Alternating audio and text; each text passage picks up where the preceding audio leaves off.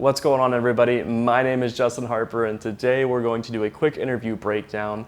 Right now we have this huge backlight behind us, and we're going to look at two different scenarios on how we can utilize that and get it from looking like this to this. Let's break it down.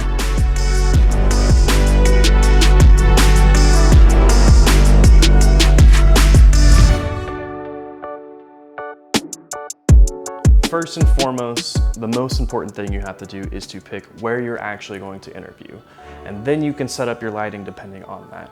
In most scenarios, you have a giant light source right here, and we're gonna utilize that to either light us from the back or let it be our key source. So first things first, we'll go ahead and turn this chair around and we will set it facing away from it. But with that said, you have to have some modifiers or something, or some different light sources so that I'm not shadowed out. This isn't the worst thing in the world, but it could be a lot better, and we're gonna look at that. So option number one. This is setup number one right here.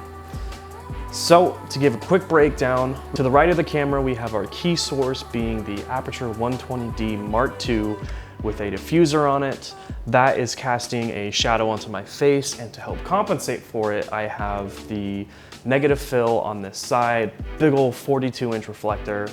I think it might even be bigger than that. Massive looking reflector. And then I have a little bit of blue spill with my NAM light onto the side of me and behind me.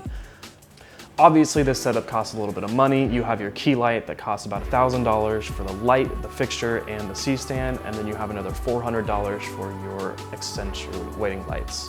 For a standard interview, this is what you're gonna expect to wanna set up, especially in a scenario like this where you have a light. You're gonna want a big key light to be able to pump something out for you.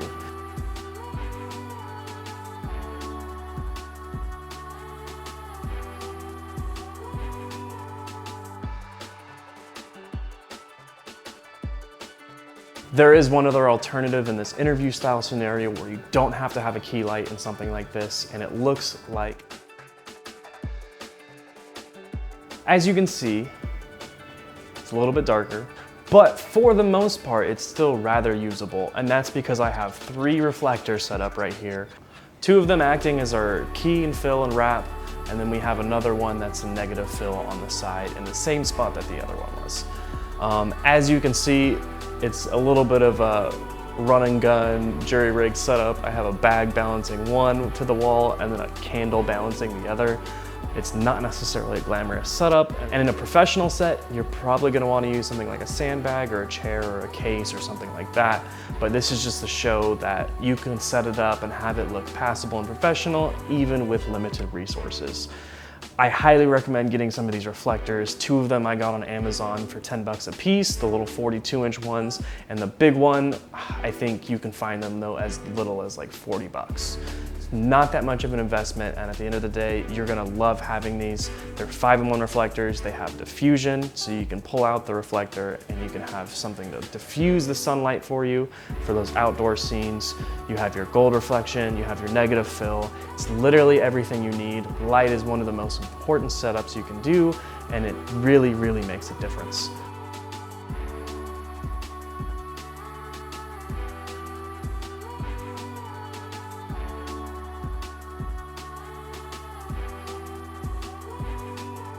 Once again, here's what it looks like with this versus with a key light versus no light. There's a little bit of difference in all 3.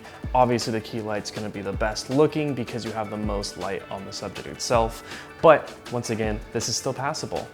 And that's gonna do it for today's episode, guys. I hope you enjoyed this little breakdown that I did. If you would like to see more videos as such, please comment down below. Love to hear the feedback.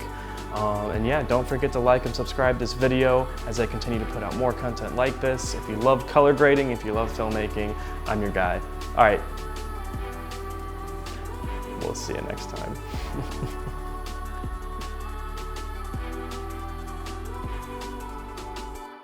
This is also my first video that I did. I've tried to shoot 3 or 4 different videos and none of them came to fruition. So it's good to finally get one out there, and cannot wait to bring more content to you guys. We'll see you next time.